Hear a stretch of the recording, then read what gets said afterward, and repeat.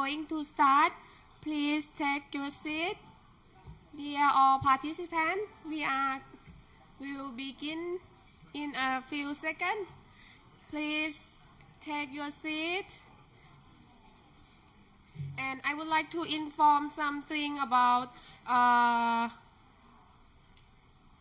the QR code that you get for the evaluation form and for your registration. Please scan QR code and perform the evaluation form will be appreciated. Dear all participants, we are going to start now. มีอีกไหมพี่ไปให้คนข้างหลังมานั่งข้างหน้าอาจารย์ดอนบอกคนด้านหลังถ้าเป็นคนไทยนะคะรบกวนขึ้นมานั่งข้างหน้าหน่อยนะคะเพื่อที่จะให้ด้านหน้าเต็มก่อนนะคะ Dear all participants at the back side, please step up in the front to join our program. It will be better. Thank you very much for your participation.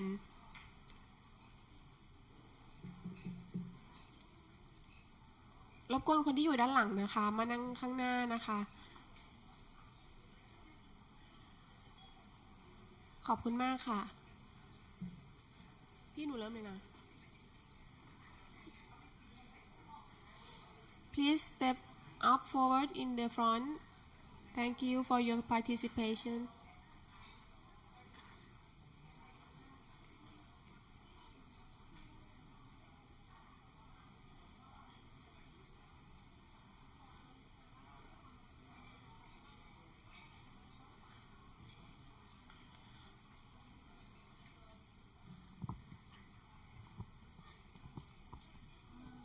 เชิญนั่งข้างหน้าเลยค่ะ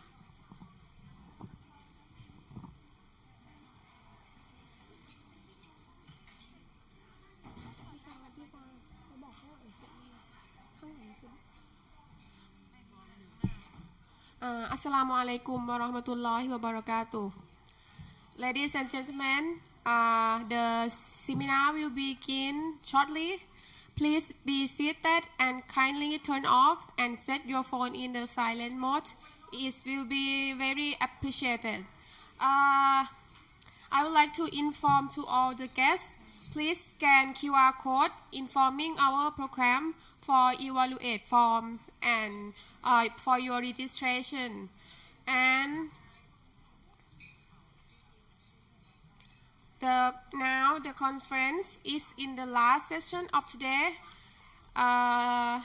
At the session 4 is in the topic of technological edge for halal products and services. I would like to introduce about our session chair for today is Dr.Pradorn Sureephong. He is Assistant Director of the Halal Science Center, Chulalongkorn University. From the College of Arts, Media and Technology at Chiang Mai, University of Thailand.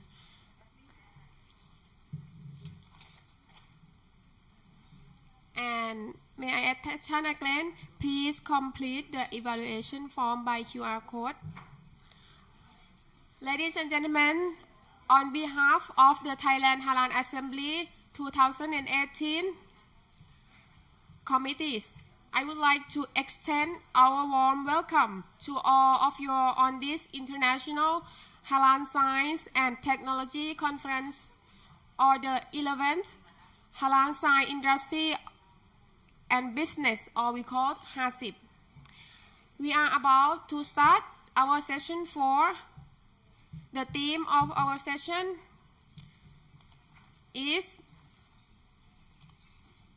Zeeshan Halalization in Bioeconomy Era, and this session is Technological Edge for Halal Products and Services. May I invite our chairperson, Dr. Pradorn Sureephong, on the stage. Please welcome Dr. Pradorn Sureephong.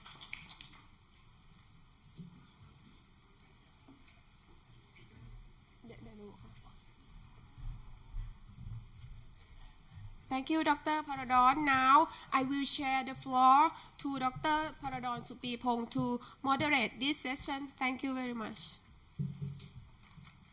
Okay, thank you. To save the time, may I invite all the presenters to be on the stage? So then I can introduce everybody before the presentation. Thank you.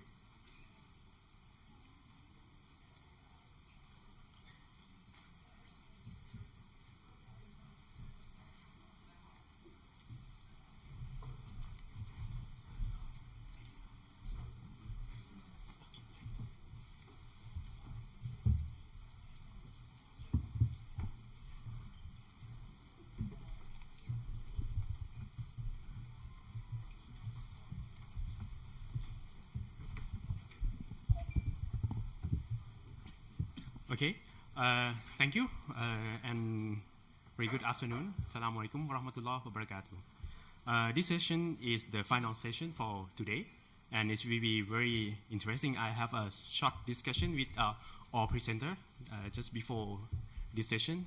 They are very keen on digital technology and innovation and this is, I think, this is what you're expecting for in this session. We have reorganize the presenter a little bit to rearrange the continuity of presentation. So we will reorder and we will start with the first presenter, which is Mr. Abdul Rahim Ghulam Nabi from Dubai Airport Free Zone, UAE from Dubai. Okay, and the title of the opportunity of Thai Halal companies to enter Gulf Cooperation Council or GCC market and the roadmap. So Mr. Abdul Rahim is the senior advisor to Assistant Director General Finance, Commercial, Customer Relation Division and Innovation and the Future Unit from the Dubai Airport Free Zone. Everybody will have 15 minutes and let me put the Q&A session at the end of the presentation. Okay, so I would like to invite the first presenter on the stage. So his area is about finance, accounting, banking, sales, marketing, ICT and innovation. So I think all the presentation is very interesting, and if you have a question, you can keep it until the end to save time, and hopefully we finish this session on the time. Thank you. Bismillahirrahmanirrahim. Good afternoon, ladies and gentlemen. It is a pleasure for me to be here today. I think if everybody can hear me, is that good enough? So basically, my name is Abdul Rahim, and I'm there as a senior advisor to the Deputy CEO of DABZA, Dubai Airport Free Zone Authority. You can see that today's session, as respected moderator mentioned, is around technology and data, and we have some very good speakers lined up for you. Technology such as big data, or when you look at blockchain or analytics, these are always enablers to what the business needs. So what I would like to do today is talk a bit about the business context, and the presentation of my title is the opportunity that Thai companies, halal Thai companies specifically have to enter the GCC states, and specifically the United Arab Emirates and Dubai. So on your screens now, you can see some pictures which are there. They are there for the Dubai Airport Free Zone Authority. This is a special economic zone. It's a tax-free zone that was established in year 1996 as a part of Dubai government's strategy to become an investment-driven economy. And it has existed for a period of 20 years. And it's a government of Dubai institution which facilitates international trade. It allows international investors from all over the globe to come and set up their businesses in Dubai, and therefore reach out to the larger region, which is the MENA region, as well as Europe and other closer markets. Having said that, we have a total of approximately 1,600 companies operating in the free zone today, with more than 17,000 people working in our community. So coming down to the context, we are very happy to be here in this exhibition, and we can see that there are a lot of Thai companies that have a focus in the halal economy, in halal economy trade. And I think it's very important to understand with the fundamental definition of halal. So for us, the importance of the Islamic economy, halal represents sectors whose core products and services are structurally affected by Islamic values. So, such as you guys are aware that in food there is halal, and in finance there is Sharia compliance, and in fashion there is modesty.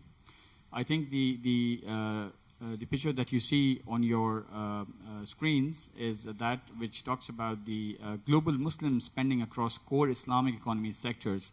You must be well versed with this ecosystem. However, just to refresh, it's around $1.8 trillion US, and 15% of global a share of global spending, which is quite a large number, and a CAGR of 4% per annum. So it's not something which is just growing in a certain sector, but it's actually there in F&B, apparel and footwear, tourism, media and recreation, and modest fashion. Coming down to the United Arab Emirates, is the Middle East's main business hub. It's a business-friendly environment. It's got a lot of good regulation in place, a very stable political system.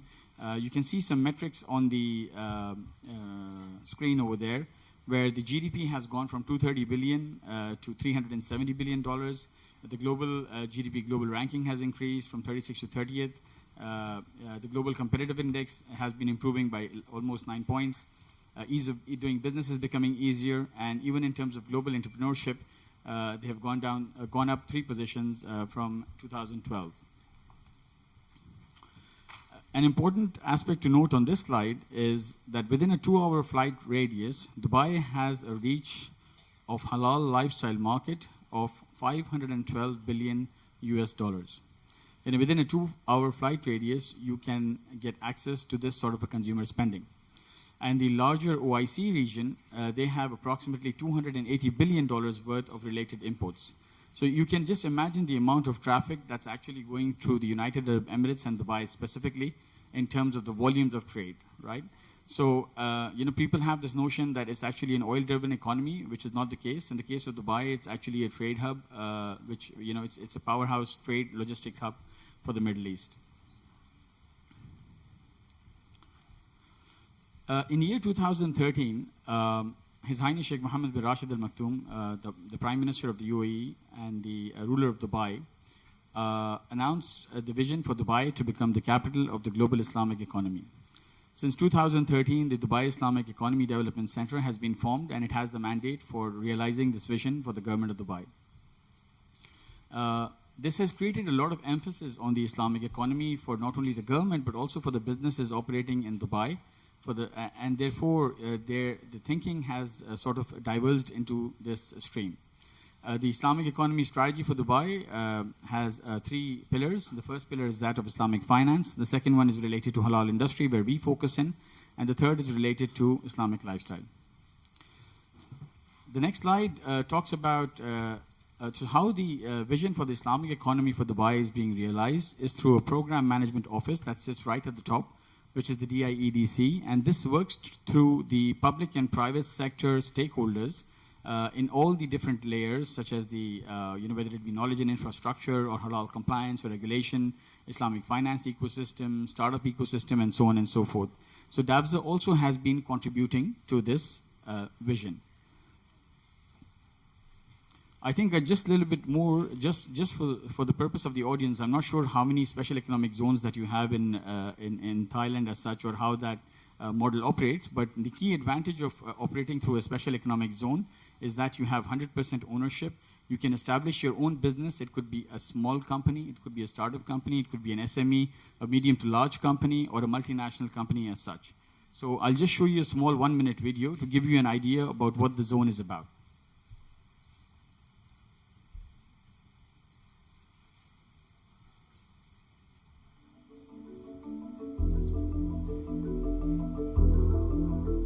That's Dubai, old Dubai. That's the new Dubai, with the Burj Khalifa, the tallest building in the world. Very fabulous roads and infrastructure.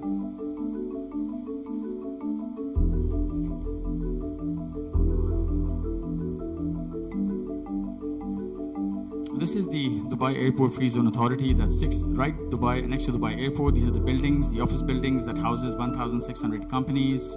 This is the quality of the infrastructure that we have over there, and more than 22 different industries operating out of there. Again, you can see Dubai Airport Free Zone in the background. A special economic zone with advantages for businesses to expand internationally and globally.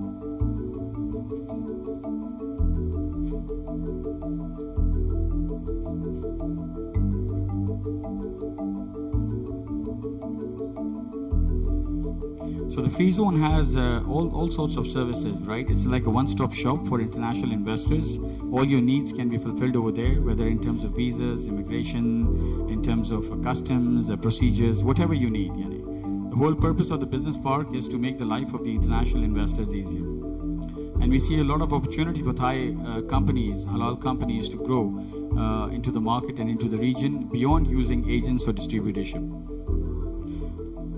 Having said that, as this entire conference is around the Islamic economy, I think it's important to emphasize a little bit that Dubai Airport Free Zone has a sub-strategy around Islamic economy. And one of the key initiatives that we have recently launched is that of the Halal Trade and Marketing Center. It was launched officially at the Global Islamic Economy Summit on the 30th of October. That's 2 months back. It's a global trade and market facilitation center. We'll show you a small video for the launch.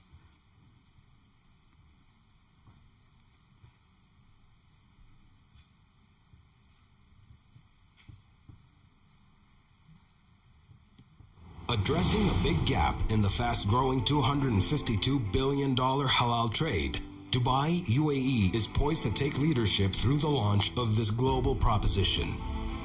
Introducing Halal Trade and Marketing Center, a global business development center focused on halal economy opportunities.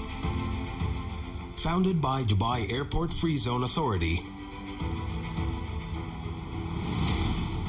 in partnership with Dubai Islamic Economy Development Center, offering marketing intelligence services, halal compliance services, growth support services for manufacturers, suppliers, and distributors of halal economy products and services for the global halal economy ecosystem.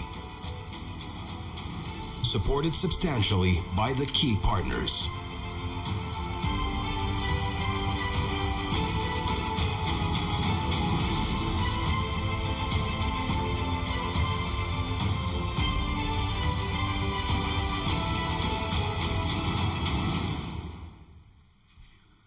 So this center was actually launched and it's founded at Dubai Airport Free Zone. The whole intent behind launching the center is basically we had conducted a study, and the study realized that there is a lot of supply in the market globally for hard infrastructure that is coming through, right? Halal logistics and infrastructure. The need of the industry is not around that. The industry, whether they be the manufacturers or the suppliers or the distributors, they're actually looking for a focus around halal trade facilitation in terms of sales and marketing support. So this center was created with the intention of humble leadership to support the Islamic economy and to fill this gap which is there in the entire ecosystem and to enable the Islamic economy not only in Dubai or in the region but globally. It's a global proposition. It's there for the global Islamic economy. We will be having regular updates around this. It's moving at good speed.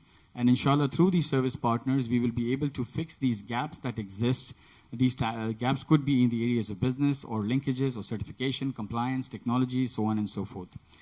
Just to give you an idea about the center, the Halal Trade and Marketing Center is one of Dubai Airport Free Zone's Islamic economy initiatives, and it's actually a global business development center focused on the halal economy opportunities for manufacturers, suppliers, and distributors of halal economy products and services.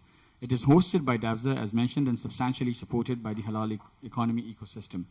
The three pillars of the center, the first pillar is around market intelligence. So we have got partners in place who can give you database access for halal distributors or the areas of linkages that are required in terms of market insights and content and support databases.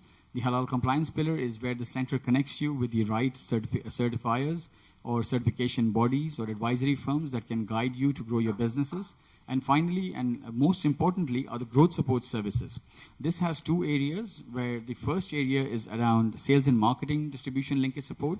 So for example, if somebody comes to the center and they want to say that we want to actually, there's somebody sitting in Brazil and they want to say they want to do business in Thailand and they want to get connected to distributors or agents, then the center should be able to facilitate that through its connectivity. So it's not only across, it's actually throughout the globe. And it also offers, in terms of growth and support services, it also offers Sharia financing. What do we mean by that? We have 4 banking partners which are a part of the center that actually, if somebody is looking for Sharia compliant financing, then we could connect them to those partners to take it forward. In the end, I would like to say that the opportunity for Thai companies again to enter the GCC, given that there is so much happening in the Islamic economy, is impediment. The whole globe is present in the United Arab Emirates as well as in the GCC, and it's the place where businesses can connect and expand to markets beyond the Far East Asia region that you have. We've got some very, I'm sure that as the center evolves and becomes bigger, we do have some initiatives around blockchain that we are focusing on. We have some use cases. There are some talks about some, we've got very good speakers here who are going to talk about halal chain and blockchain, something which is very much needed. And we hope that the center also in the near future will be able to contribute into the research aspect or research aspects of this initiatives. With this, I would like to thank you all and hand over the presentation to them. Okay. Thank you very much. Please give a big hand to our presenter, Mr. Abdul Rahim Ghulam Nabi. Okay, so let's move forward to the second presenter, Mr. Mufti Zeeshan Abdelaziz. So he's the theological director operation of the International Halal Certification. So his area of expertise is food and pharmaceutical production and ingredient. Bismillahir Rahmanir Rahim. Assalamu alaikum wa rahmatullahi wa barakatuh. And I think I should put it a bit here so I can see the time, because Mr. Abdul Rahim has completed his presentation within the time, did not exceed. So I think so it's again a challenge for me as well. Anyway, so we have less than 15 minutes, not even completely 15 minutes. My topic of this presentation is achieving halal assurance through blockchain technology for halal manufacturing and certification. You have been listening a lot about halal certification and processing, and definitely there will be few speakers tomorrow who will be speaking about the accreditation, and this is the whole system of how the halal assurance is achieved in the whole supply chain and the entire cycle. Before we move towards the technical part of the presentation, let's not forget why are we sitting over here and what is the whole motive behind all these activities. It is the order from Allah subhanahu wa ta'ala, the order which Allah initially gave to his prophets and then which came down from the prophets to the ummah. قال الله تبارك وتعالى أعوذ بالله من الشيطان الرجيم بسم الله الرحمن الرحيم يا أيها الرسل كلوا من الطيبات واعملوا صالحا إني بما تعملون عليم. Allah subhanahu wa ta'ala is ordering his prophets that كلوا من الطيبات, eat what is good, من الطيبات, the right thing, واعملوا صالحا, and do the right deed. Inni bima ta'amaluna alim. Whatever you are doing, I know that. So Allah subhanahu wa ta'ala is giving the command, eat good product, eat halal. If you eat halal, you will be able to do good deeds. Wa'amalu salihah is coming after eating halal. If you eat halal, you will be blessed to do good deeds. Qala Rasulullah sallallahu alayhi wa sallam, Prophet sallallahu alayhi wa sallam said, Innal halala bayyin. Halal is very much clear. Wa innal harama bayyin. And haram is also very much clear. Wa baynahuma umur mushtabihat. And between both of them, there is a gray area. La ya'lamuhunna kathirun min an-nas. A lot of people are unaware about that gray area. There are few things about which people are not aware. They want to know that. And now in this modern era of food processing, it's very difficult for us to know how the product was processed, how was it prepared, how this meat was obtained, from which animal was it taken, how was it slaughtered. The days when the animal was slaughtered in front of us, the products were grown in our houses, those days are over. Now we have the technology, we have the systems, modern day processing. That is why things have become more complicated. Therefore, we need a system, we need technology to enable the consumers, to help the consumers to know how that was achieved. And that is why we are talking about the Halal blockchain. What is Halal blockchain? Halal blockchain is a decentralized global monitoring solution for halal product assurance and integration, which is obtained by adopting the technology, particularly in the field of halal industry, which includes food, beverages, cosmetics, pharma, and all other sectors of the halal industry. What are the advantages of adopting the blockchain technology in the halal industry? This blockchain technology just not provides us end-to-end traceability solution. Along with that, it enables us to have the records which are tamper resistant. There are less chances of adulteration or fraud in it. That is what we need in this time. This system allows the users to assess the transactions in real time at the same time, which will ensure transparency, authenticity, and auditability as well, and will allow the stakeholders to retrieve high quality information which is required to the consumers to make well-informed choices. If we utilize this technology in the halal certification system, the blockchain technology, how can it help us in the certification processing?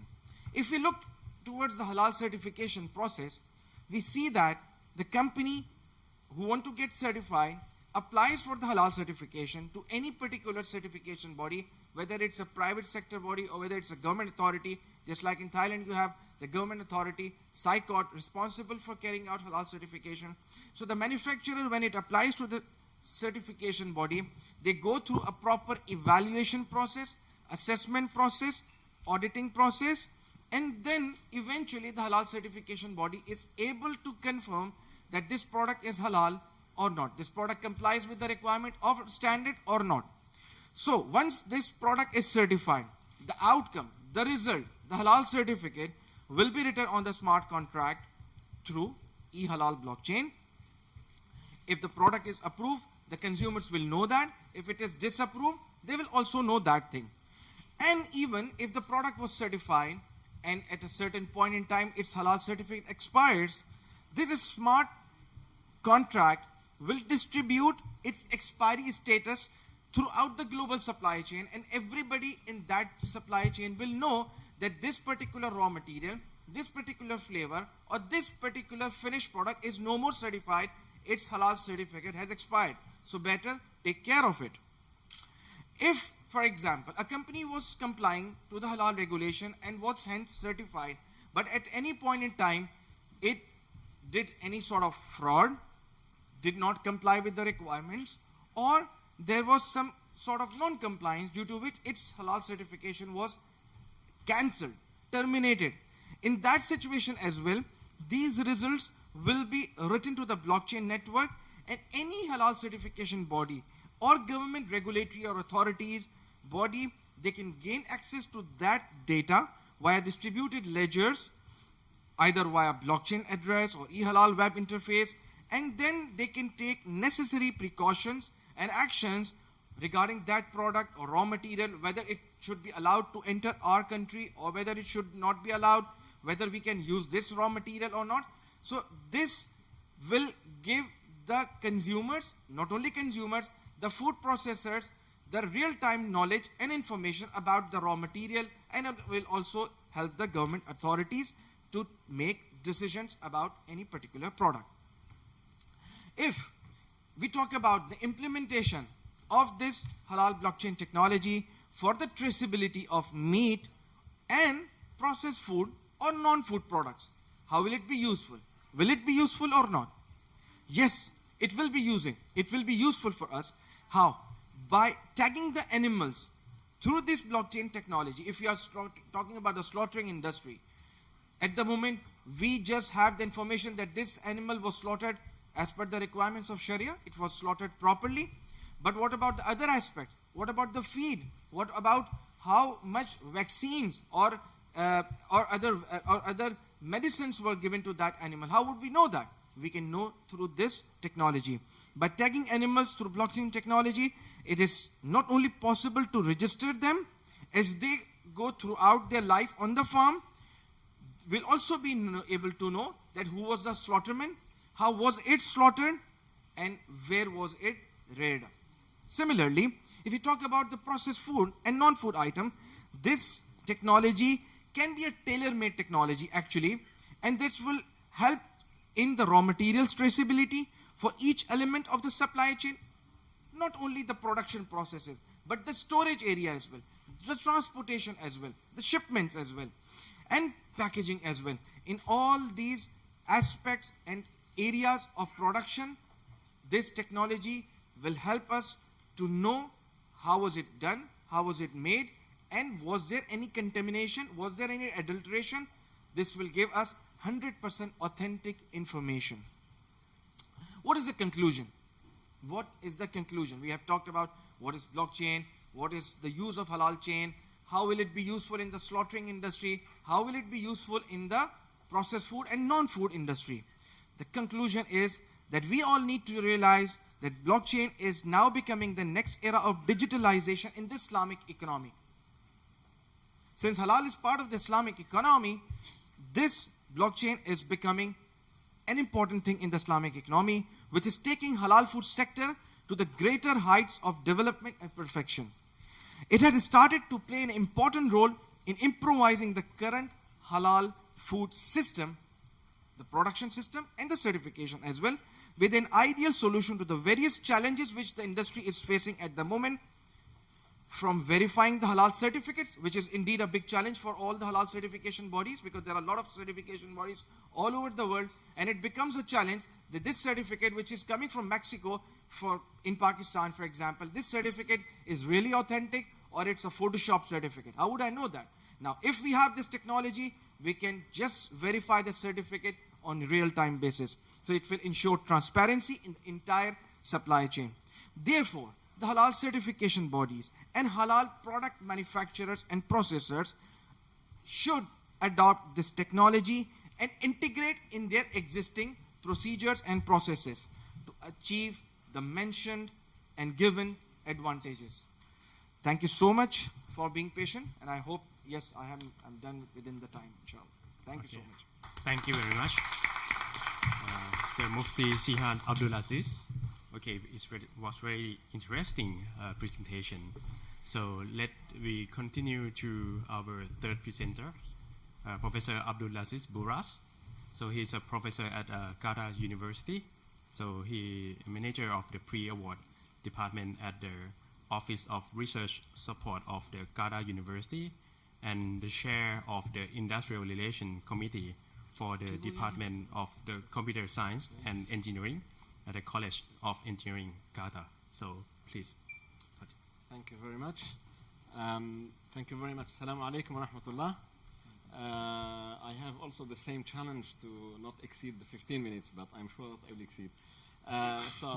Today we'll tell you a little bit about what we are doing actually in terms of research and innovation related to other technologies. So Akhi Abdulaziz talked about the blockchain. So it's a really wonderful technology that really can help the agriculture in general. And I will tell you a little bit about other technologies which are related to the detection and to the prediction of things. We call this big data, deep learning, things like that. So I will tell you a little bit about what we are doing in this field. So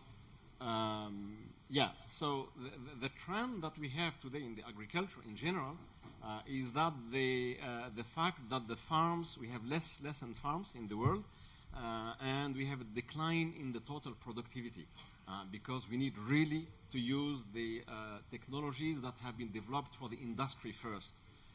Unfortunately, when we think about these technologies, they are used mainly in the industry, and then we think about agriculture, things like that.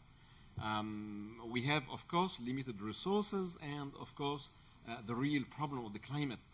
So the industry is not really impacted that much by the climate like the agriculture. So we need really to use new technologies, and that's why there is a big talk about the precision farming or precision agriculture.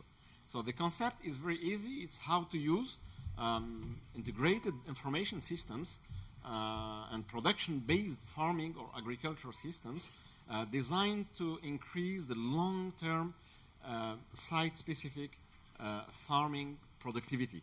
So we are talking about the productivity, we are talking about the profitability, of course, and we are talking about the environment. How can I do all this without really harming the environment that much? So we need some technologies for the observation first, to observe what is happening today, to measure. This is very important. So observation is not sufficient. We have to measure. We need indicators to measure concretely what we want to enhance, and then we have to respond using technologies or new methodologies. So the key success for this is the information, technology, and the management. Because we can have the technology, but if we don't know how to manage, or if we don't have the processes to manage this technology and this information, then it's very difficult to succeed. Information is very important. We can have the technology, we know how to manage, but if we don't have the data, that's a big problem.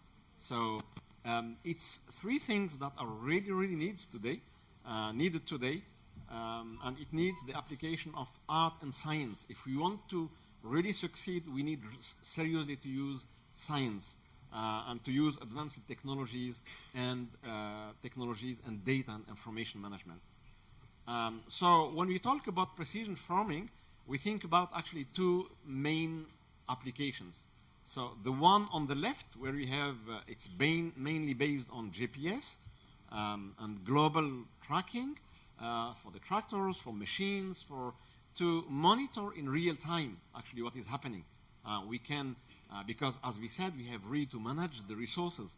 We need to go fast, and we have to respect the environment. So if we want to do this, so the tracking systems, the GPS, for example, can tell the tractor exactly what to do and without any waste. So that's on the left. And this is what we call the online systems. And then you have the offlines, which are mainly based on the data that you stored. So we are storing a lot of data about the earth, about the climate, about the environment, about many things. And then we can use them also without using these tracking systems. So we call this the offline systems. And that's here the new methodologies, the new algorithms. Managing this data is very important. The problem on the right is we have million and million of data. It's the domain of the big data in general. So we still don't have really the very trustful systems to manage this data. It's a lot of data, and in general, we have to trust our system when we are tackling this data. And unfortunately, we are still needing for new research. We call this deep learning, things like that. I'm going to that one. So these are the two big applications when it comes to precision farming. So, as I said, behind all these concepts, we talk about, of course, satellites, sensors, drones, robots, big data for the offline, and definitely we need also monitors, what we call the yield monitors, to monitor all this. We need indicators to follow them, to track what is happening, and to answer or to give answers to the problems. So it's maybe easy to say, but it's very, very difficult to achieve. We talk also about, all these technologies, it should be used by, in general, GIS or the Geographical Information Systems, because here we need actually to track all the variables together. It's not just the water or the environment or anything around the farming is linked. So the weather impact the other parameters, and other parameters impact, etc., the weather, etc. So yeah, we need really to think about all these parameters together, and the GIS are also one of the solutions because it gives a kind of field topography, soil type, surface draining. So we need to tackle all this. And many systems exist today, and that these systems are adapted to the farming issue. We talked also about knowledge management system, the KMS. These systems have been developed mainly for the industry, automotive, aerospace, etc. at the beginning because of the complexity of the machines or the products. So researchers and industries developed this KMS mainly to store the complex data and to extract it when it needed. So it's based on rules, management, systems. But we are talking mainly about the knowledge, how to retrieve and how to store. It's not very easy. The storage in the industry, for example, if you talk about the plane or things, we don't store everything. It's impossible. We cannot store everything. We store only the needed information. And what does it mean, needed information? That's the problem. How can you know that this information is needed or not for tomorrow? For the long term, that's the big problem. And that's the problem with the knowledge management system. So how to represent this knowledge, how to transfer it from one system to another, from one company to another, and how to create new knowledge from the existing knowledge. So it's exactly what we have in the agriculture today. And many people started working on this KMS mainly for the agriculture. So we talk about internalization, combination, externalization, socialization, etc. So many steps actually. I don't go deep because I still have only 7 minutes, but many labs and many companies are working on this. So here, let me escape this one, I don't have time. Then I come to the trend today is to predict the information when it comes to farming. So if you have a situation today and you have a lot of features related to your farming application, how to predict what will happen in the next days, etc., etc. So it could be linked to the agronomy, to the models. We have to create a model, for example, how to simulate the growing of the trees. It is one of the problems that we have today. Knowing the parameters, we can try to simulate the growing of the trees, etc., etc., or about the weather, etc. We are today with the University of Chiang Mai. We are working on the London, for example, data collection. Sometimes you have problems with the fruits, and we don't know really.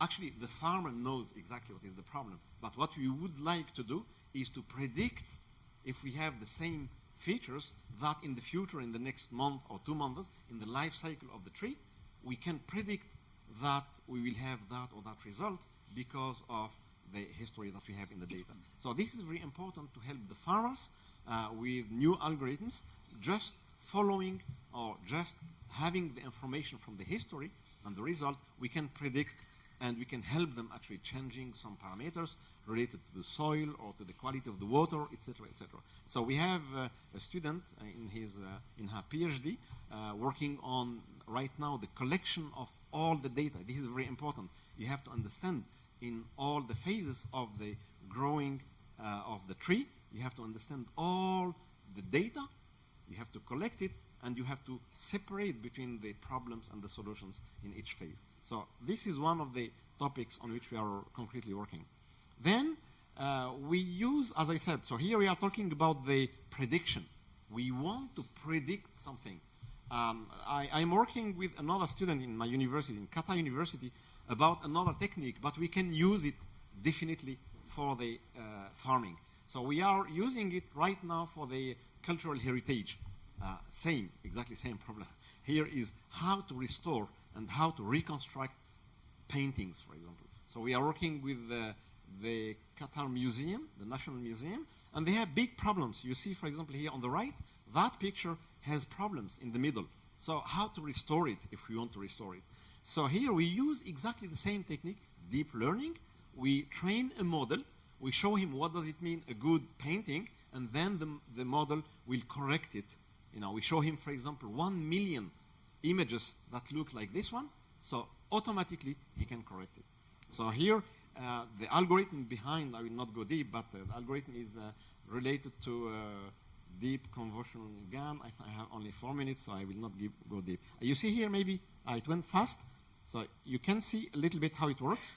So we have one example on the top and another example on the bottom. And I think you can see the algorithm is working. And you can see that on the bottom,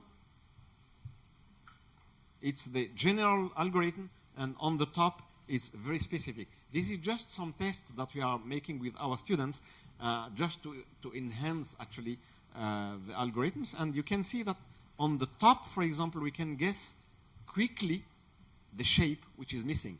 So here we take a painting, and then we make a hole, and we try to guess this. So we try to fill it, actually.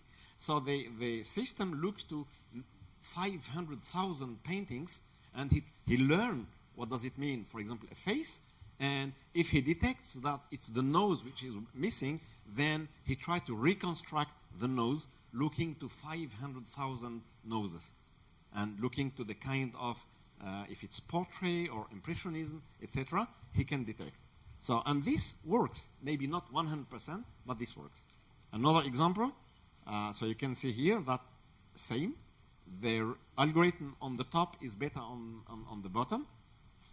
And the last example here for different family of paintings. And you see here, it doesn't mean that the painting is correct 100%, but it means that it's acceptable by the human. When we see it, we can accept, and we can accept it, by the way. Okay? So, I said that we can use these algorithms to predict. In my paintings, I'm predicting what is missing, the nose or etc. It's prediction. So we have the tools, we have the technology to predict also the problems in the farming applications. Like here, we are talking about detection. In this case, we try, for example, if you give me pictures from the soil or from etc. So these kind of algorithms can detect the region which is having problems, for example. So you see here on the bottom, you have a land, and you see, for example, the red zones, there are some problems, so the algorithm can detect this one. And this is very important for the farmers, because when you detect early the problems in the farm, then you can correct them. Some other colleagues are also working on the facial recognition for the cows, for example, here for the animals, and detecting the face. From the face, we can detect if the cow, for example, has a problem or not. Because, detecting the face, the eyes, etc., we can see if the cow is healthy or not. We can also measure, for example, from the arch of the back of the cow, we can detect early signs of problems of health.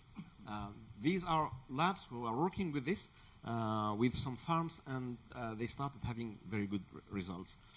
In conclusion, because I finished, the precision farming or farms based or using this kind of technologies, it's still a little bit expensive in terms of investment. So here it's just one case study in India, for example, showing that if you really use all these technologies in your farm, let's say that globally it's 30%, 40% more in terms of budget at the beginning. But also the net income at the end is much larger. So it means that we need to help the farmers, mainly in poor countries, and mainly the governments and also the research and universities should really be engaged in and involved in such research. The governments definitely can facilitate the specific loans, for example, for the industry to better engage them in the precision farming process, because we need, they are also already working, by the way, on this, and they are a little bit ahead from the farming industry. So definitely they can help. We can also create platforms for industrial CSR, corporate social responsibility activities to help the rural population to improve their livelihood through the precision farming. So this is also very important.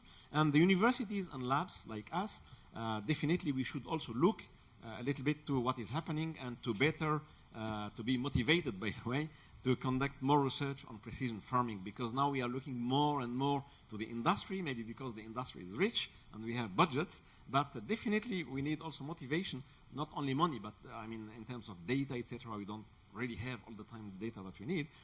So this is also very important, and I'm sure that if the universities and labs, they work more, definitely the technology will be available for maybe no big cost for the farming industry. Thank you very much. I think I have 1 minute more. Thank you very much for listening. Thank you, Professor Abdelaziz Bouras, for a very interesting speech on the precision farming and the deep learning. And I think this is very well connected to the blockchain and the information sharing, which is speaker talking with. And let's keep going to our fourth presenter, Dr. Malik Bouaoud. He has experienced 20 years on cyber security and digital innovation expert.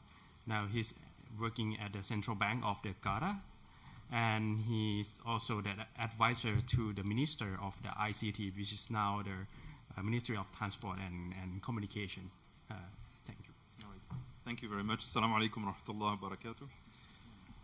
Thank you for allowing us to be here, and this beautiful conference here happening is a fantastic opportunity to open up to the halal world, which is very, very active in reality. When we work in our silos somewhere, we don't realize how connected we are.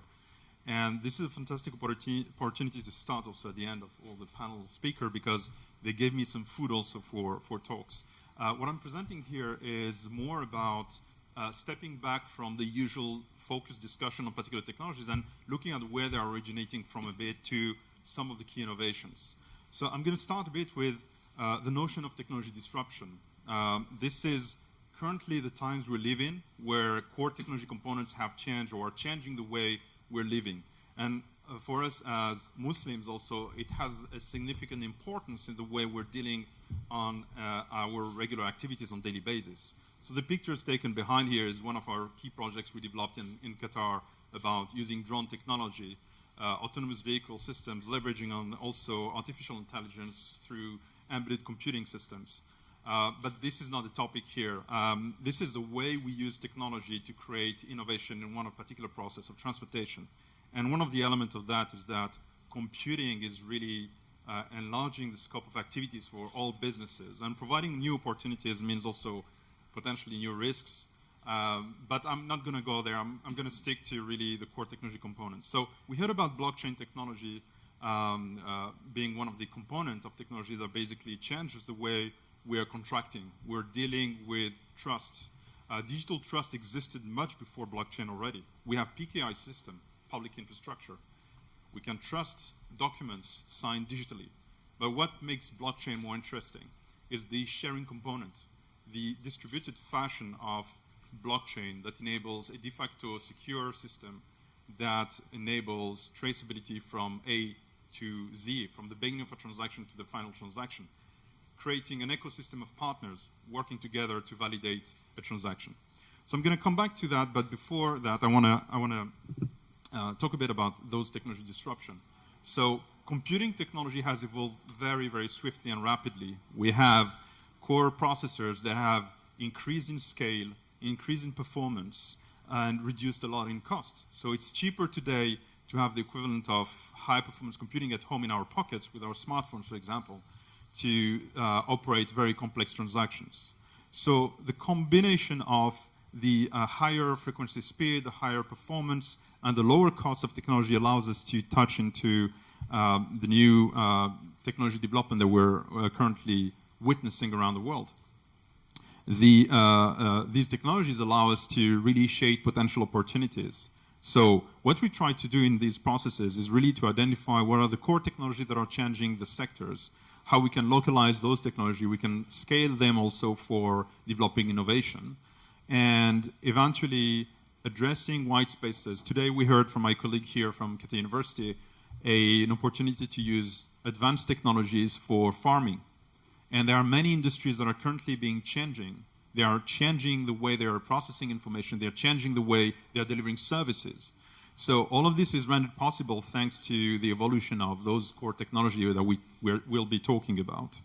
So if we look after those core technologies, we're addressing here 6 main core technologies, or even 7, considering the more problematic one, which is related to manipulation, for example, of genetics, which of course has a lot of components of controversy because it touches on the way human beings are and our own nature.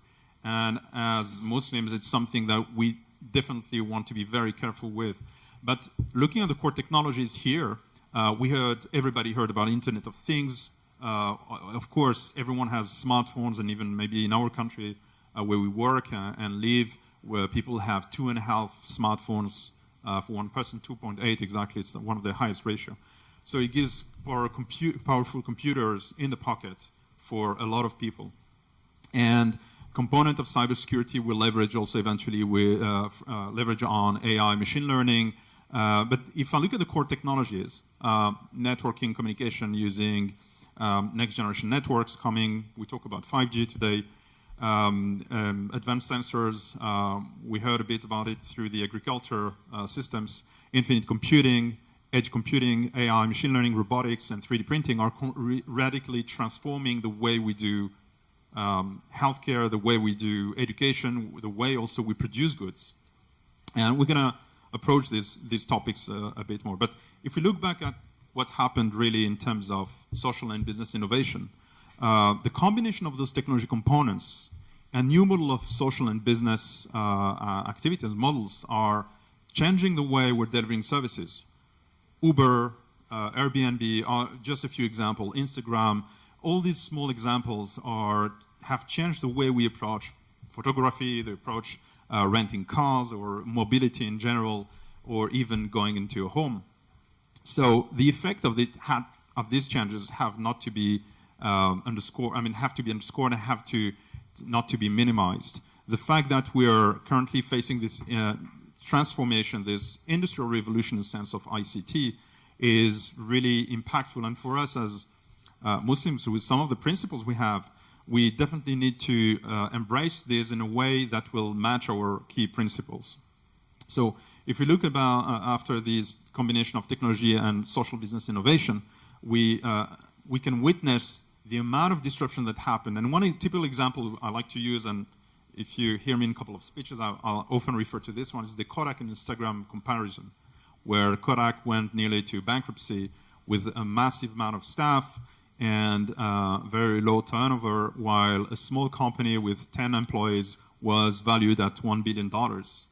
So this process is definitely very mature in countries like the US and Western societies. And when it comes to our own world, in the Islamic world, we're not really forcing this kind of activities yet, but we are definitely going into the same direction. The thing is, how do we match that also with our own principles? How sharing economy, crowdfunding, crowdsourcing would help us also in a sense of developing our own economies. So this is in reality a real chance for addressing possibility to develop to the lower class and middle class people who don't have access to the wealth that a few people in the world have concentrated as well. The revolution or evolution of digital has been able to help change some of the societies, some of the industries existing in society. So if we look at all the sectors, and I can barely see here on my computer, but if we look at the transportation, the construction, the sports industry, the combination of those technologies have already proven to be interesting in terms of potential development. White space for innovation are huge in all the sectors. So looking at 3D printing in the manufacturing industry, for example, is posing to change the way we do manufacturing. And this is really a chance where when we combine technologies such as blockchain, which is, as we heard before, distributed and decentralized, it will allow also apply the same physical models on top of these type of networks. The possibility that a micro manufacturer will be part of a global manufacturing process is totally reachable now, since members of this potential factory ecosystem could be rewarded through a new tokenization process, which goes in parallel with the traditional financial systems, but somehow create another layer of financial and economic system. So those examples here have just been drawn through a project of digital innovation thinking and creating an environment where we can help people grow their own technologies in Qatar through our digital cluster program and digital innovation and smart nation programs as well. But we expanded these research to how far those waves of change and those evolutions will come into play within the country. And when you talk about next generation network, advanced sensor, infinite computing, AI, robotics, and 3D printing, we covered most of the industry sectors in the previous slide, but there are also other domains that we're not yet addressing that will maybe come naturally. So in our view, there are three main domains, such as artificial intelligence, smart manufacturing, leveraging on blockchain and robotics and 3D printing, as well as, of course, the blockchain technology itself that are posed to change a lot of the activities that we're running through.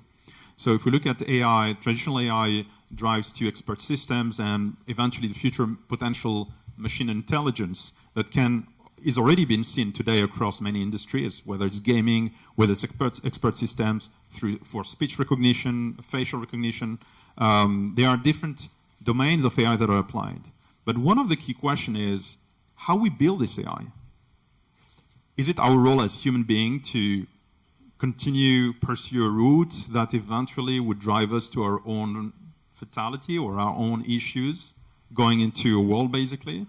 Or are we going to address this challenge early in the design of technology and be able to apply principles that match really what humans are about, in fact? So if we look at what happened in artificial intelligence, the current state of AI, despite what we hear in terms of development, is mostly used by training models based on online data, offline records, images, media, all sorts of information that these AI are fed with, especially looking at those big engines provided by the giant technology provider, Google, Amazon, Microsoft, and you name it, Facebook. So those trained models are somehow provided a feeling of sentiments and feelings through simulations. But we have to be very clear that there's no real restrictions in controlling this AI because they are meant to be learning by themselves. A couple of examples are highlighting this. So we've seen examples where an AI was fighting with another AI, and the goal of these AIs were basically to destroy humanity. There are a few examples like trained models were going into fatality instead of saving humans. So we have to be very conscious, and this is, I think, an opportunity in terms of development for the Muslim community and our Islamic principles to apply reasonable thinking, human-centered, but also all the good things that we learn through our own practice of religion and all the ethics that are and morale that exist in the religion itself. So using principles that we have would help us train models and create AI models that will be copying not just the cognitive part of our brain, but also eventually the conscious element and the feelings regulations, the regulations of how we react towards a particular situations as well. So the influential filters would definitely impact the way an AI would function. And this is part of another research document I'm working on, which consists into integrating ethics principles within the concept of AI-based architecture. So a future model of computing would definitely be centered around AI. And your model of architecture of your computer will completely change. The level of abstraction will change. So we don't have access anymore to lower part of the system, and it will be higher and higher abstraction levels than we are knowing now. So the idea is how we integrate these elements into design. So going forward to blockchain, I think most of you know about blockchain. I've heard our colleagues talking about blockchain, but blockchain is really about creating an exchange network where few participants will be able to validate a set of transactions. So I can do a contract with parties that will be taken by other peers in a node of participating actors that would foresee a transaction. So this is a blockchain model that you know through Bitcoin, for example, through cryptocurrencies. This model is fairly public, but there are other models that can adapt to blockchains, such as creating private blockchains. The idea of blockchain is that it's not temporable, data integrity is respected, but confidentiality can be an issue sometimes because it has to be seen through multiple actors. So in the sense of sharing with the community, it's a perfect model. But it has also some flaws in how we use encryption behind, because the model of encryption are mostly derived from standards that are also owned by potentially foreign governments as well. So there are always risks and impacts around usage of technology, but in this case, we have to be very careful on which layer of the society we want to integrate core systems, core technologies, and which level of impact it has in a society. So transforming a financial system through blockchain can be great, but it can also pose some risk towards sovereignty, for example.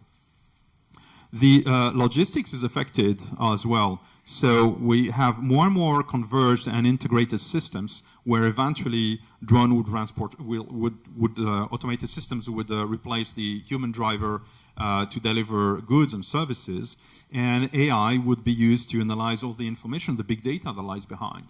The other component is this process can allow me to directly interact with the end user. We'll skip all the intermediaries, all the different actors in between, and I'm going directly to the end user, to the consumer. So it's the consumer to factory model that is currently happening and is changing. And we can imagine that in the future, the factory will be even at your home through a platform where you can have a combination of technology that will enable all of us as micro manufacturer to be able to participate into a factory. So someone wants a product, I would raise my hand and say, I want to produce that element of the product. And in return, I'll get a cryptocurrency that is based on the manufacturing ecosystem. So then I can buy all the goods and I can produce all the goods through my part, so all the piece of that micro manufacturing network. So if I look at what we have in key principles in Islam, and especially with halal principles, so we try to set out with good intention. We try to indulge in halal transaction. We build trust through sincerity. We ensure steady cash flow, and we want to start little, to be humble, and eventually expand large. So for each of these principles, there are key technology that can support us, we can benefit from, whether it's leveraging robotics, AI, creating ethics-based financial systems, or creating empathized robotics, creating peer-to-peer asset-backed lending processes based on Sharia principles as well. So a lot of the activities can redefine entire society. And if I want to close down, because my time is over, but I'm trying to catch up with my colleagues' overconsumption of my time. So the digital nation that we know now currently that is representing most of the society that nowadays exist. We started back with connected status, and we're moving towards smart nations. Everybody talks about ubiquitous technologies, seamless operations, seamless services, and user experience that leads us to this smart nation concept that started years ago in a couple of countries. Then the big question is, what's next? Are we going to live in an AI-driven society where no principles and no ethics will be there, or are we going to integrate these elements by design in technology and influence big actors that are regulating the markets, regulating the environments? And I think a place like the Halal Assembly, I think, is a really, really good start to open the discussion and be able to trigger thinking about how we can develop those changes within the technology component, which becomes really the heart of all our lives in our societies. Doctors have access to your records, governments have access, so it's about how we manage all this data properly. And with this, I'll thank you very much for your time, and I appreciate discussions. Thank you very much, Dr. Malik Bouaoud, for very interesting speech on the digital disruption that leads to open-end question, and even now we don't have any answer on this. So I will put my presentation at the last.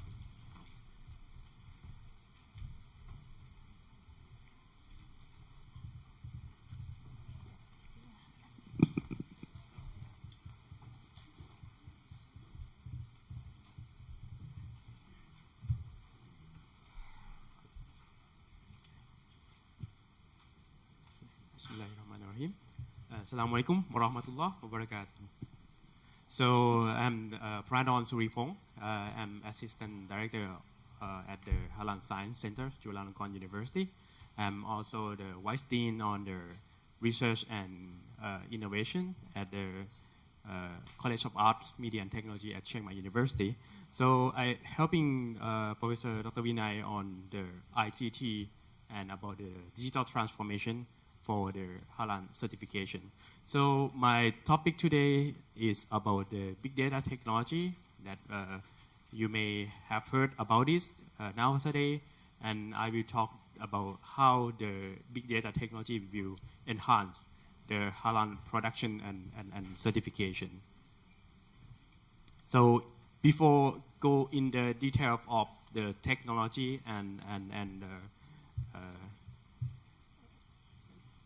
the methodology, so just to give you an overview of the Halal certification in Thailand, you may see this info from the presentation of Dr. Vinay this morning about the structure of the Islamic organization in Thailand. So we have about 5 million something of Muslim population in Thailand, which is about 6, 7, 8% of the population is depend on the source of the data. And then all the Muslims select the committee of the mosque. So we have about 4,100 mosques. We call it ICOM, Islamic Committee of Mosque, about 60,000 members of the committee. So this is very interesting, and which Thailand have about 77 provinces, but the provinces that have enough the population of the Muslim, which is about 39 province, was set up Islamic Committee of the province. We call it ICOPs. We have 39 ICOPs, and then plus one Central Islamic Council of Thailand. We call it SICOT. And then we have one Sheikhul Islam who decided as the leader of the Muslim community in Thailand. So this kind of like the democracy of Islamic religion in Thailand, and it's also shape up their Halal certification in Thailand, and that give us one single standard and one single logo of their Halal. And that's how Halal Science Center work with Halal certification body and accreditation body, which is SICOT and ICOP. So in their policy of the religion certifies and the Halal science support. So we have the SICOT and ICOP who go in the factory, make decision which is halal or not. And if there is something in the gray area between white and black, so then this is our responsibilities.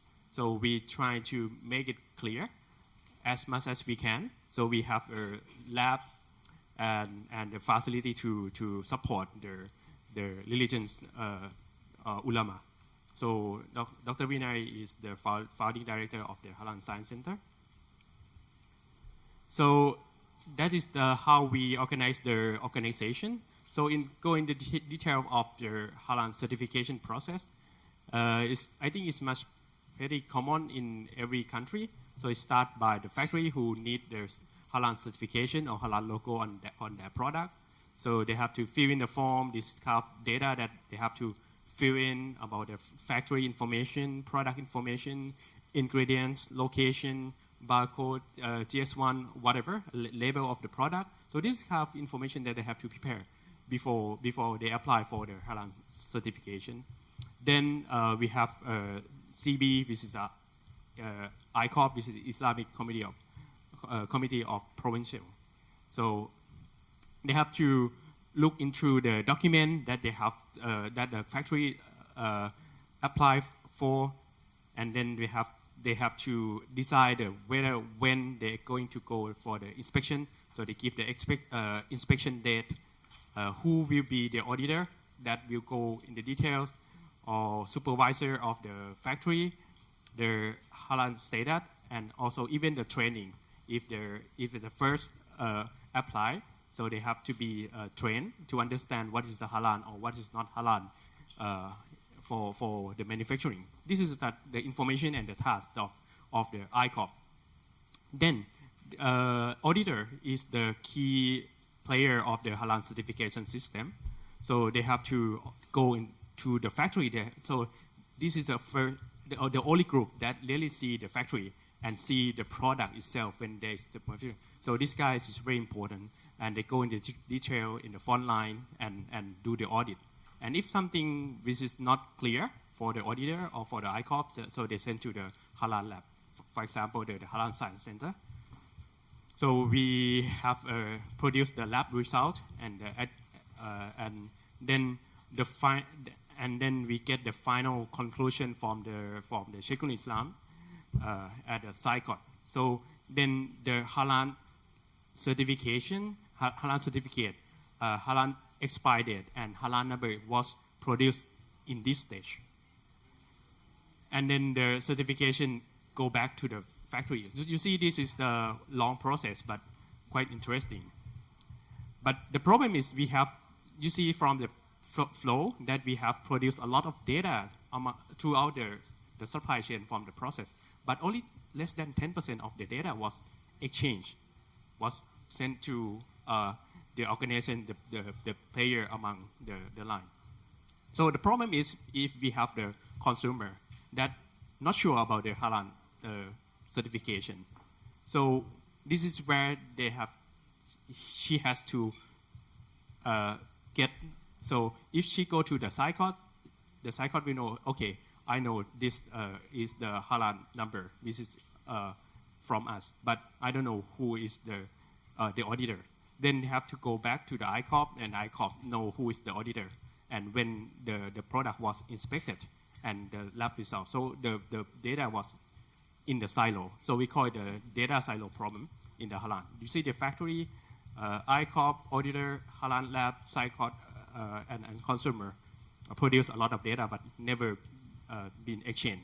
So one project that Dr. Vinay just mentioned this morning is Sphere. It's about the system protocol for halal electronic resource exchange. So what we're trying to do, we're trying to let all player in the halal certification and production in Thailand share the information. So the idea is very simple, that all the information that they produce should be in the same standard, and it could be exchanged. It never be easy that we thought. So we spent about 1 year to organize the data standard, the XML, the database, and trying to see what is the needs of each player. So in the concept, if we have the sphere, then it will bring us to another step. This is a halal data lake. So we have the big data of the halal, which is produced by the factory, by the organization, auditor, and the player among the halal certification process. This is seems to be very easy, but in the real world, it's not this easy. So the problem is to collect the data from each player is very critical, and to get the data, we have to deal with the change management of the organization, and we have to take care of how the data was stored. So in order to integrate the data from the platform, we have to develop many applications that regarding to the needs of each player. For example, we create the halalthai.com for the factory that they can input the data for the halal request for the halal certification online, and we produce the halal certification platform for the ICOP and SICOT, auditor checklist, H4E application, and the halal scan. I will give you a very brief about this. For example, the pain point of the factory when they apply for the halal certification, then they get lost. When to get trained, when the auditor will come to the factory, how to pay for the halal certification, how to track the process of the halal certification process. So we produce the platform that allow them to check and track and see what is going on the halal process. So this is will solve the problem of the the factory, and factory were very happy. But it's not easy like that, because then we have to deal with the change management of the ICOP, which is, we have 39 provinces, as I told you, and each has a different level of the IT literacy and experience on the certification. So we create the Halal certification management platform. We create a dashboard that everybody can check and to see what is the task for today, what is the task for this week, for example.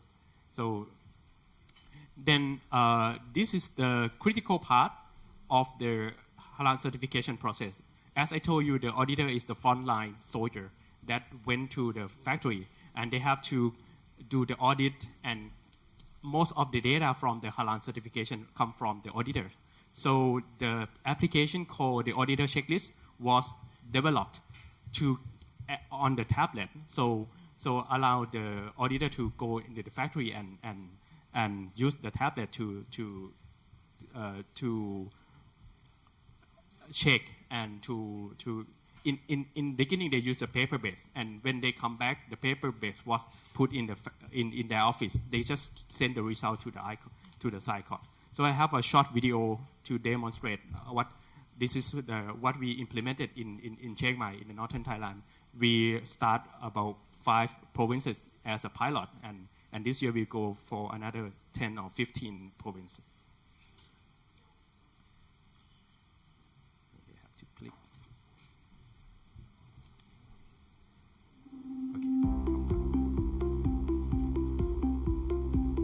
So this is the application and the tablet that we produced. So here she's the administrator at the ICOP at the Chiang Mai province. So she know that there is the task to audit one factory today. So this is a team of the auditor. They have a meeting at the beginning, and all the signature has to be stored on the tablet from all the auditors and also the manufacturer. So this is also very important because when the certification, when we would like to get the data on the blockchain or this kind of thing, who is the auditor, when and how is very important. So they have to check all the data, all the documents and in the checklist. And all the comments from the auditing process was stored, even the picture. So in order to track the comment in the future, because sometimes we give them some comment that have to be fixed or to be resolved in 15 days or 30 days, so the auditor won't get lost.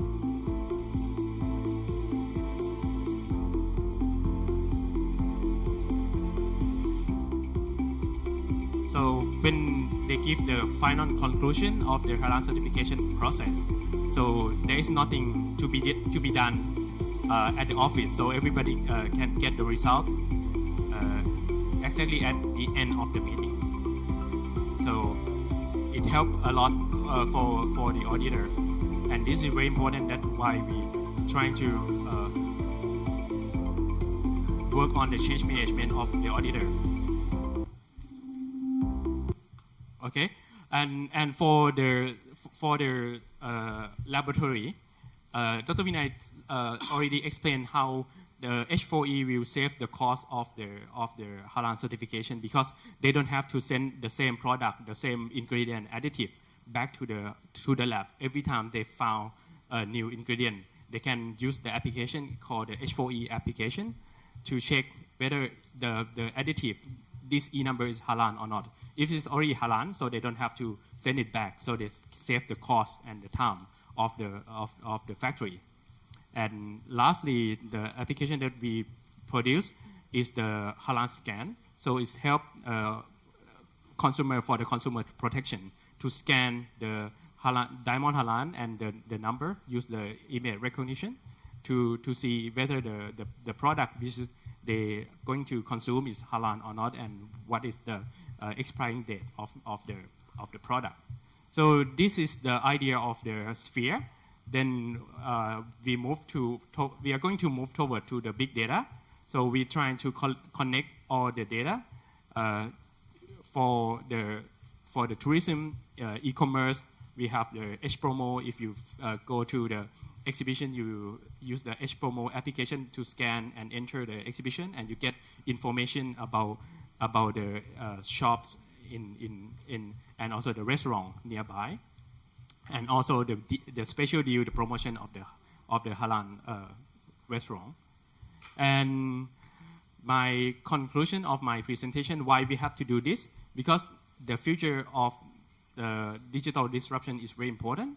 Now many of certification is very in the disruption as well. We used to believe the star of the hotel when we go to the hotel and we see this is 4-star hotel, 5-star hotel that come from the certification body of the hotel.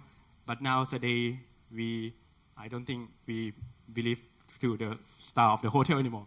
We go to the review, the score from the Agoda, 7.5, 7.8, 9.2. This kind of thing come from the social, maybe come from the data, come from the behavior.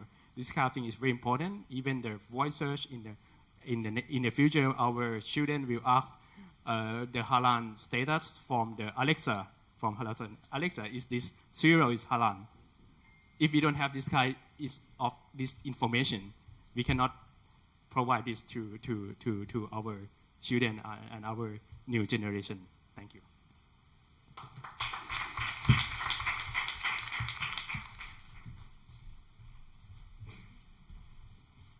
Okay, it's exactly 5. We did our good job. Thank you for everybody. And now we go to the last Q&A. So if you have a question, so please introduce yourself, and maybe if you would like to ask specific question to somebody, just name the person that you would like to ask. I have a microphone. Yes. Okay.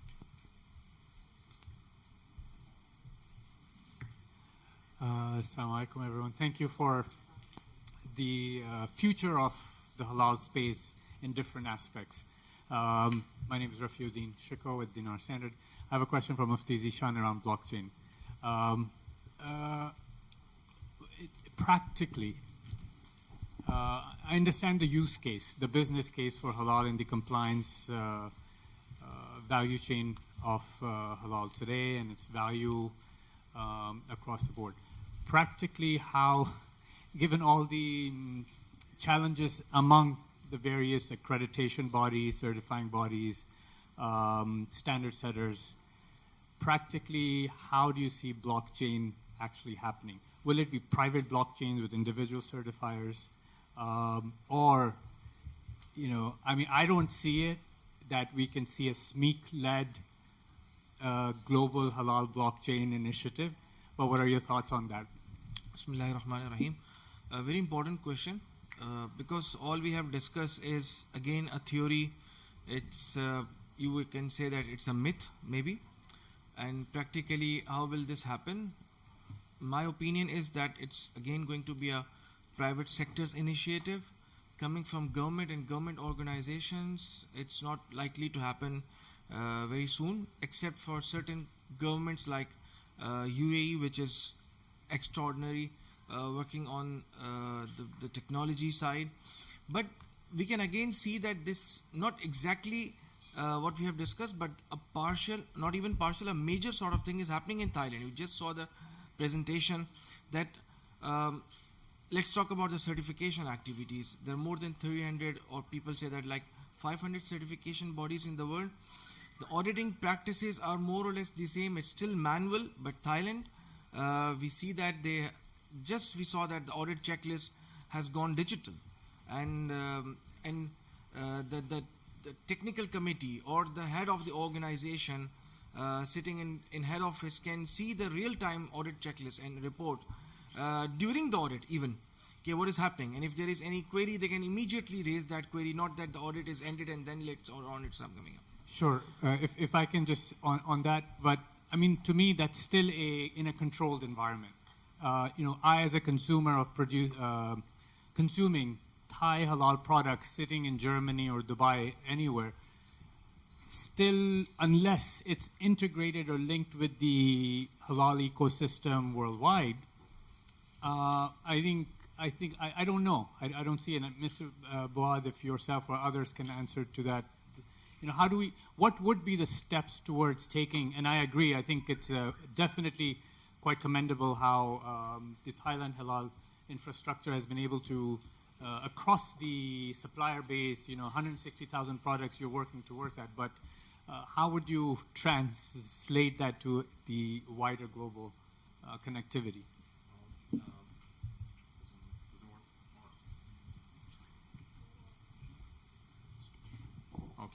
Thank you. I think that's a very, very important question, and this is what I was trying to a bit push for, is how are we going to either lead through a government intervention to start organizing that discussion at the international level as well. The nature of blockchain itself is, as we said, distributed and mostly public. The current version of it.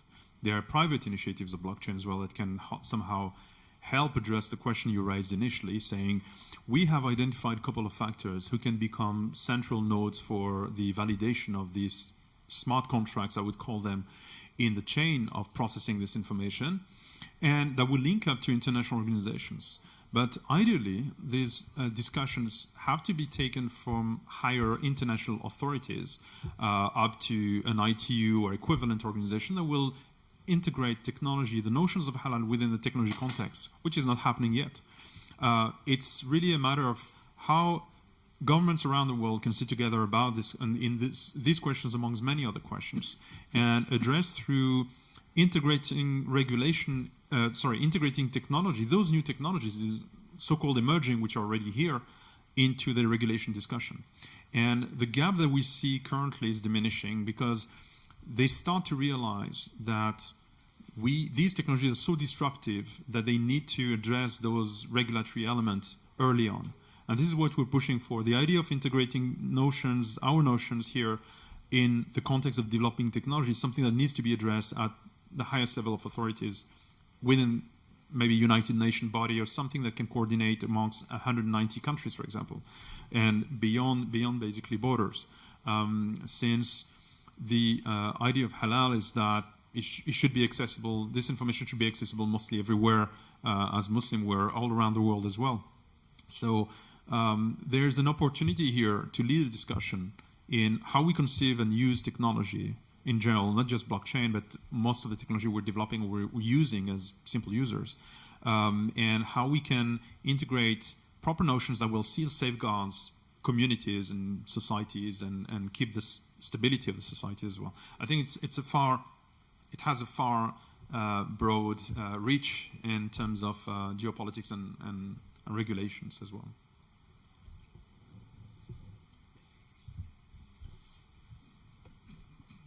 Assalamu alaikum. My name is Mian Riaz. I'm from Texas A&M. And I have a question for the last presenters, Dr. Pradorn. I like the application you made it, and for the auditors. And you are showing us how it can be helpful in the actually plant. Have you considered that most of the multinational companies don't let you carry any camera inside? They don't let you take any pictures. And you are saying that we can take the picture of all the plants, and we can also take the camera, because if you can go to small companies, they will say there's no problem, you can take it. But any major multinational company will not let you carry a camera, iPhone, anything, and taking picture is very, very far. How are you going to handle that one? Okay. We were discussing about this when we developed the application, and actually the application itself doesn't mean to focus on the taking the photos, but when we start on the project, we most of our first pilot is the small and medium enterprise, and the pain point of the small and medium enterprise, and even the large company in Thailand, when the auditor go back and they give the comment list, the car list, then they have to resolve, and then they get lost where to resolve, then taking the photo is something that they ask.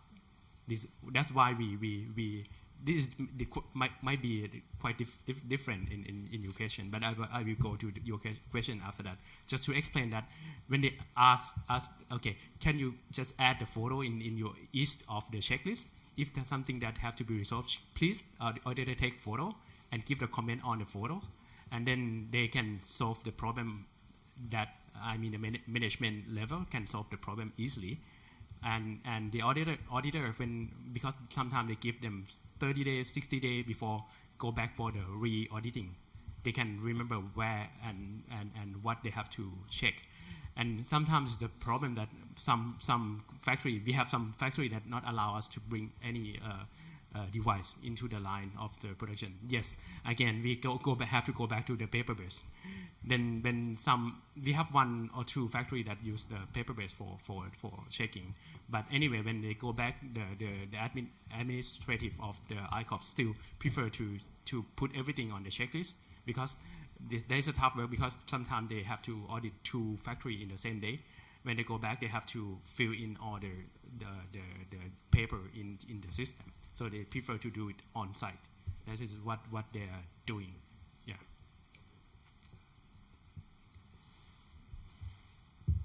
Thank you.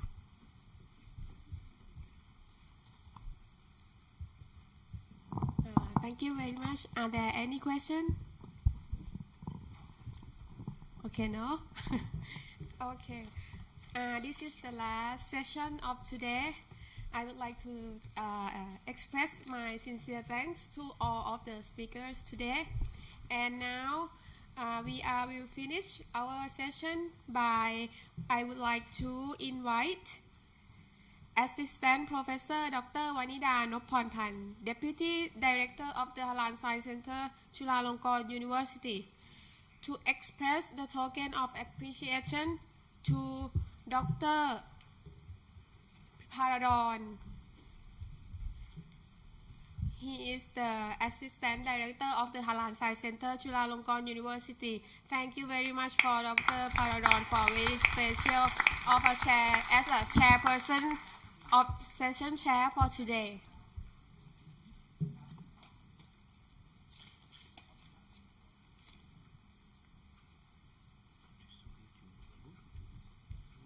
And I would like to, may I invite Mr. Abdul Rahim Gulam Nabi from Dubai Airport Free Zone, or called DAFSA, from United Arab Emirates, for taking the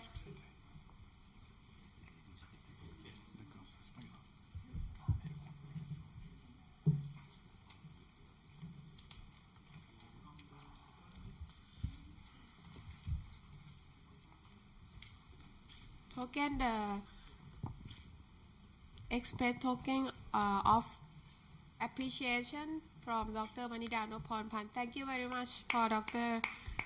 And please remain here for the group photo.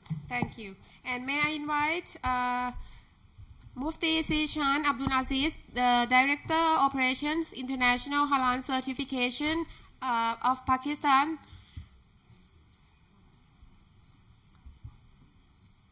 and Dr. Wanida will express the token of appreciation to Mufti Zeeshan for our very powerful speaking for today. Thank you very much. And may I invite Professor Dr. Abdelaziz Bouras from the College of Engineering, Qatar University.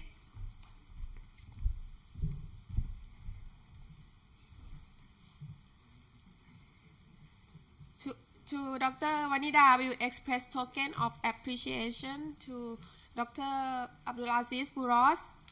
And thank you very much for a very powerful presentation today. And may I invite Dr. Malik from the Central Bank of Qatar for the presentation in the topic of Halal blockchain in the sharing economy. Thank you very much for a wonderful and very attractive presentation. Thank you. And now may I invite all of the speakers to group short photo for a memorable. And thank you very much for a very powerful presentation for today.